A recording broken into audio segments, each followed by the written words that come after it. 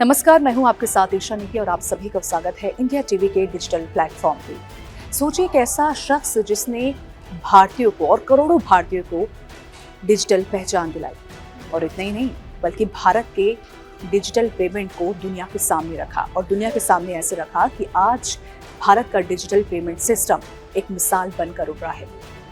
आखिर कौन है ये शख्स जिसने इतनी बड़ी भूमिका निभाई इन सब चीज़ों में?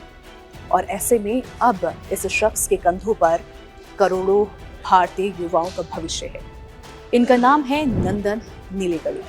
जिस तरीके से आप देख सकते हैं नंदन नीलेकणी का जिस तरीके से उनका पहला इतिहास रहा है वो काफ़ी रोचक रहा है। हालांकि अब ये जो है इनके कंधों पर बहुत बड़ी जिम्मेदारी सरकार ने दे दी है। तो चलिए इनके बारे में जानते हैं कि आखिर ये कौन है और क्यों मोदी सरकार ने इन पर इतना ज़्यादा भरोसा किया है। तो सबसे पहले अगर हम बात करें इनके जीवन परिचय की, तो साल 1955 में इनका जन्म हुआ 2 जून को बेंगलुरु में और आईआईटी बॉम्बे से इन्होंने इलेक्ट्रिकल इंजीनियरिंग की है। इंफोसिस के को-फाउंडर और पूर्व सीईओ भी रहे हैं ये। जब इन्होंने आईआईटी बॉम्बे से इलेक्ट्रिकल इंजीनियरिंग की उसके बाद जो है ये इंफोसिस में गए और को-फाउंडर की भूमिका इन्होंने वहाँ पर निभाई और सीईओ भी ये रहे हैं। हालांकि भारत के सबसे बड़े डिजिटल बदलाव के प्रमुख चेहरों में से ये एक हैं और यहाँ पे हालांकि इन्होंने जो है सबसे अपनी पहचान पूरे देश के सामने तब एक तरीके से बनाई जब ये UIDAI के एक तरीके से चेयरमैन बने। साल 2009 को इनको जो है चेयरमैन बनाया गया। इस तरीके से देखिए आधार के जनक इन्हें कहा जाता है और साल 2009 ये वही साल था जब UIDAI के पहले ये चेयरमैन बने थे और तब देश के सामने इनकी पहचान एक तरीके से बनी थी और आधार परियोजना का इन्होंने नेतृत्व किया था। और जिस तरीके से आधार परियोजना से लेकर के जो तमाम सरकार की योजनाएं थी उनको इन्होंने जो है डिजिटली इन्होंने रखा और लाखों लोगों को जो है डिजिटली एक तरीके से पहचान दिलाई। हालांकि इस दौरान इन्होंने DBT यानी कि डायरेक्ट बेनिफिट ट्रांसफर को भी डिजिटली रखा। अब ऐसे में 100 करोड़ से ज़्यादा लोगों की डिजिटल पहचान प्रणाली उन्होंने विकसित की और 2009 की मैं बात कर रही हूँ। और सरकारी सेवाओं और DBT जैसे कि मैंने आपको बताया यानी कि डायरेक्ट बेनिफिट ट्रांसफ़र को डिजिटल बनाने में इनकी बहुत बड़ी भूमिका रही है। तो आप देख सकते हैं कि एक ऐसा नाम है जिसने कई सारे काम किए और ना सिर्फ देखिए अपने लिए बल्कि इन्होंने लाखों करोड़ों भारतीयों को डिजिटल पहचान दिलाई। और यही वजह है कि आज दुनिया में जब भी एक तरीके से डिजिटल पेमेंट सिस्टम की बात आती है तो भारत का नाम सबसे आगे आता है। अब यहाँ पर हम UPI की बात करें तो UPI से डिजिटल इंडिया तक का इनका सफ़र जो है काफ़ी ज़्यादा मुश्किलों भरा रहा है। भारत के डिजिटल पब्लिक इंफ्रास्ट्रक्चर को मजबूत करने में इनका बहुत बड़ा योगदान रहा है। तो आप अगर इनका इतिहास देखेंगे तो ये कहीं ना कहीं ये बताता है कि केंद्र सरकार और मोदी सरकार ने इसीलिए इन पर जो है बहुत ज़्यादा भरोसा जताया है और करोड़ों जो युवा हैं उनका जो भविष्य है इनके ऊपर उन्होंने डाल दिया है। और अब ये जो है जो परीक्षा प्रणाली है उस परीक्षा प्रणाली को ये देखेंगे और जो पारदर्शी तरीके से परीक्षाएं हैं वो कराने में मदद करेंगे। तो UPI जैसे डिजिटल पेमेंट इकोसिस्टम को आगे बढ़ाने में इनकी महत्वपूर्ण भूमिका रही है। जैसे कि मैंने आपको पहले भी बताया UIDAI के ये चेयरमैन 2009 में बने और उसके बाद उन्होंने जो है UPI से भी एक तरीके से पहचान भारत को दिलाई। दुनिया में भारत के डिजिटल पहचान को नई ऊंचाई इन्होंने दिलाई। और जिस तरीके से इन्होंने अगर हम बात करें तमाम ऐसे पेमेंट सिस्टम की तो इन्होंने इसी वजह से जो है पूरे दुनिया में मिसाल भारत बना। और यही वजह थी कि इनकी पहचान इतनी ज़्यादा थी कि मोदी सरकार ने भी इन पर जो है भरोसा जताया।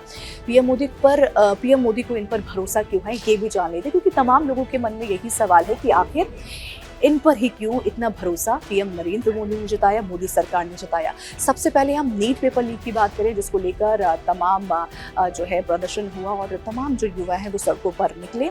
नीट पेपर लीक के बाद परीक्षा सुधारों के लिए हाई पावर टास्क फोर्स की कमान जो है इनको दे दी गई है। यानी कि जिस तरीके से आप देख सकते हैं कि नंदन नीलेकणी को जो है नीट पेपर लीक के बाद अब परीक्षा सुधारों की जो है अब इन पर जिम्मेदारी है और ये जिम्मेदारी कहीं ना कहीं बहुत बड़ी होने वाली है। ये जिम्मेदारी ना सिर्फ देखें यहाँ पे बच्चों के भविष्य के लिए है बल्कि यहाँ अगर हम परीक्षा की अगर हम पारदर्शिता की बात करें, एग्जामिनेशन की बात करें और एग्जामिनेशन सिस्टम की बात करें तो अब ये सब की सब जो जिम्मेदारी है ना वो सब की सब जिम्मेदारी होने वाली है नंदन नीलेकणी के कंधों पर, क्योंकि इन्हें हाई पावर टास्क फोर्स की कमान सौंप दी गई है। इसी के साथ साथ बड़े और सुरक्षित डिजिटल सिस्टम बनाने का दशकों का इनको जो है अनुभव है। और यही वजह है कि पीएम नरेंद्र मोदी, और ना सिर्फ पीएम नरेंद्र मोदी बल्कि सरकार ने और पूरे जितने भी भारतीय हैं इन पर जो है एक तरीके से भरोसा है, क्योंकि इनके पास काफ़ी एक्सपीरियंस है।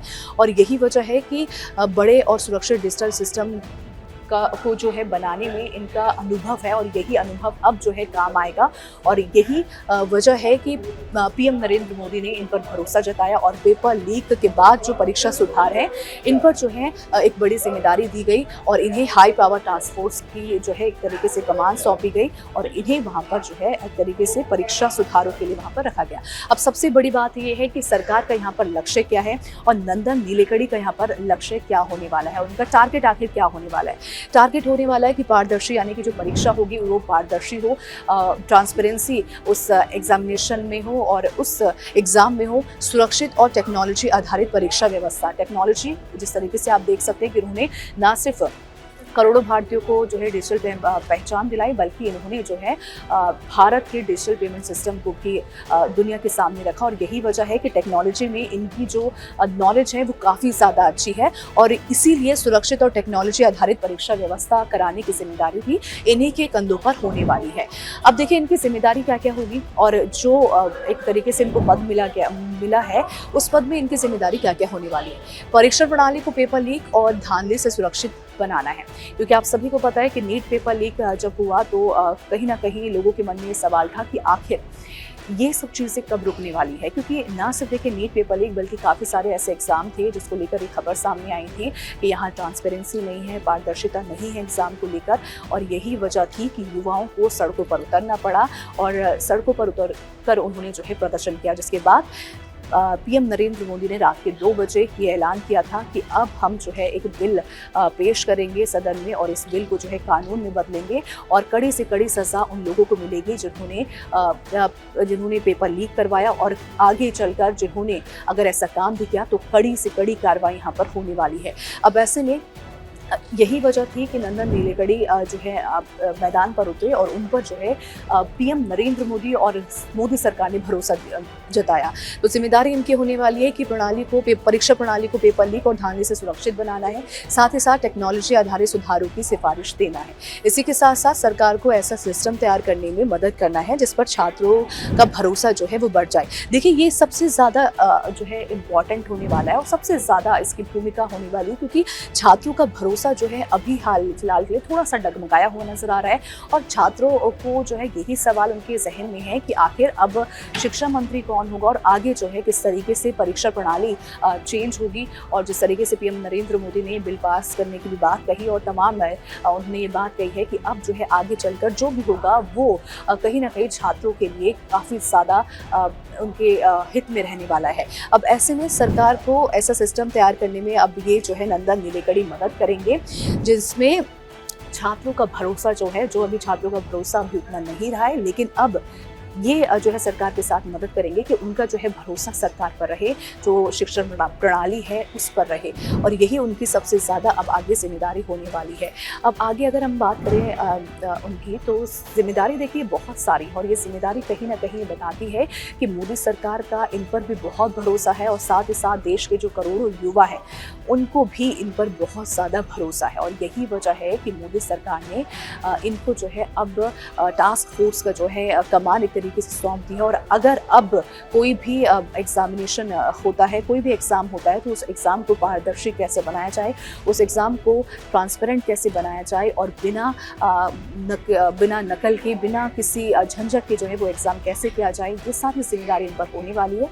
और साथ ही साथ टेक्नोलॉजी बेसिस पर जो है ये एग्ज़ाम होंगे, और किस तरीके से जो है पूरी परीक्षा प्रणाली जो है तब्दील होगी, और इसे जो है अच्छे से अब बनाया जाएगा। ये अब नंदन नीलेकणी के ऊपर जो है इसकी जिम्मेदारी रहने वाली है। अब ऐसे में आके देखने वाली बात होगी जो सरकार का भरोसा है, जो कि अब नंदन नीलेकणी में है, ये भरोसा आखिर वो कितना निभा पाएंगे। हालांकि आप क्या सोचते हैं कि सरकार ने जो फैसला लिया है, केंद्र सरकार की तरफ से जो टास्क फोर्स बनाई गई है, उनकी कमान नंदन नीलेकणी को सौंपना क्या सही डिसीजन है या फिर गलत? आप अपनी राय कमेंट सेक्शन में जरूर बताइएगा। वीडियो अगर पसंद आई तो वीडियो को लाइक और शेयर करना बिल्कुल भी मत भूलिएगा। धन्यवाद।